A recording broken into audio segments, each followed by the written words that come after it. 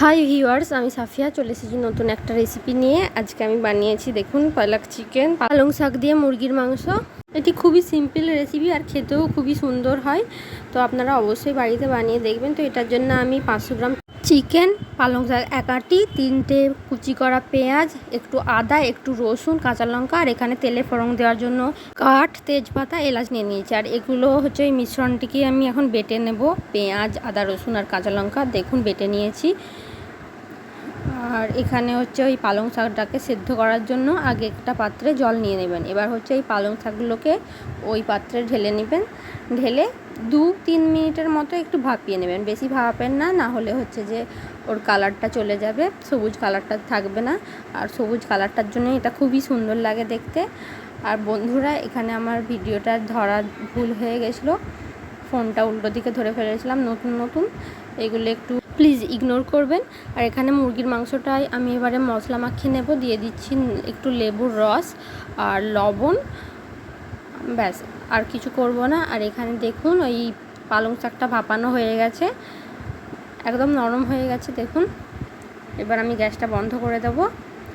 আর হচ্ছে যে এগুলোকে এবারে আমি বেটে নেব। সামান্য অল্প পরিমাণে জল দেবেন, এখানে বেশি জল হয়ে গেছিলো, আমি পরে ঢেলে নিয়েছি। তো এটাকে এখন পেস্ট করে নেব। দেখুন পেস্ট হয়ে গেছে। আর এখানে হচ্ছে সেই কাঁচা লঙ্কা, পেঁয়াজ, আদা, রসুন বাটাটা। এবার আমি একটা কড়াই বসিয়ে নেব।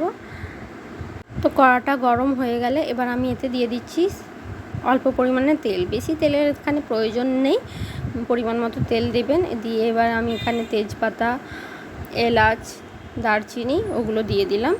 দিয়ে একটু নেড়ে চেড়ে নিয়ে আমি এতে লবণ দিয়ে দিচ্ছি, কারণ এরপর এতে আমি ওই বাটাটা দেব, পেঁয়াজ ওই সবের বাটাটা, তো যাতে না তেল ছিটকায় সেই জন্য আমি আগে লবণ দিয়ে দিলাম। তো এবার এটাকে ভালো করে কষিয়ে নিতে হবে, ব্যাস আর কোনো কাজ নেই এখন। তো যতক্ষণ ধরে ভালোভাবে কষাবে তত টেস্টটা হবে।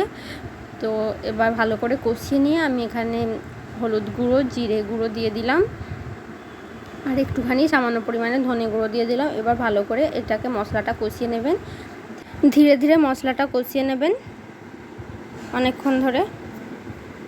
দেখুন অনেকটা কষানো হয়ে গেলে এবার আমি এটাকে ঢেকে দিচ্ছি কিছুক্ষণের জন্য, 2-3 মিনিটের জন্য। বেশিক্ষণ রাখবেন না, কারণ এটা পুড়ে যাওয়ার মশলা যেহেতু, আর জল দেওয়া হয়নি, পুড়ে যাওয়ার সম্ভাবনা থাকবে। একটুখানি ঢেকে নেবেন, ঢেকে আবার একটু নাড়াচাড়া করবেন, এইভাবে করে করবেন। দেখুন এবারে আমি একটু সামান্য পরিমাণে জল দিচ্ছি, জল দিয়ে আবার কষিয়ে নিচ্ছি মশলাটাকে। দেখুন মশলাটা এখানে কষানো হয়ে গেছে। এবার এতে আমি মুরগির মাংসটা দিয়ে দিলাম, ওই ম্যারিনেট করে রাখা মুরগির মাংসটা। এবার আমি মাংসটাকে এই মশলার সাথে ভালো করে কষিয়ে নেব, ভালো করে মিক্স করে নিচ্ছি। একটুখানি নাড়াচাড়া করে এটাকে আমি এখন ঢেকে দিচ্ছি। 2-3 মিনিটের মতো ঢেকে দেওয়ার পর দেখবেন এরকম, যখন খুলবেন তখন দেখবেন এরকম জল বেরিয়ে পড়েছে। তো আবারও নেড়ে চেড়ে দিচ্ছি একটুখানি, দিয়ে আবারও ঢেকে দেবো। এইভাবে 2-3 বার করার পরে তো দেখবেন চিকেনটা এরকম কষাতে কষাতে দেখবেন 75% এরকম কুক হয়ে যাবে। তো মাঝখানে আমি একটু জল দিয়ে দিয়েছিলাম, দিয়ে আমি আবারও এটাকে ঢেকে দেব। ঢেকে দেওয়ার পরে দেখবেন হয়ে গেছে। তো এরপরে আমি হচ্ছে যে ওখানে ওই পালং শাক বাটাটা আমি এবার এতে দিয়ে দেব। দেখুন দিয়ে দিলাম। আর এটার কালারটা দেখুন কতটা সবুজ হয়ে রয়েছে, এটার কালারটা খুবই সুন্দর আসে। আর এটা খেতে তেমন টেস্টি হয়, বাচ্চারাও সহজে খেতে পারবে, প্লাস উপকারও এটা খুবই। আর হচ্ছে যে আমি এবার এটাকে নেড়ে চেড়ে নিচ্ছি, আর বেশি নাড়ার দরকার নেই। এবার আমি এটাকে ঢাকা দিয়ে দিচ্ছি। ঢাকনা খুলে একটুখানি আমি সামান্য পরিমাণে চিনি দিয়ে দেব।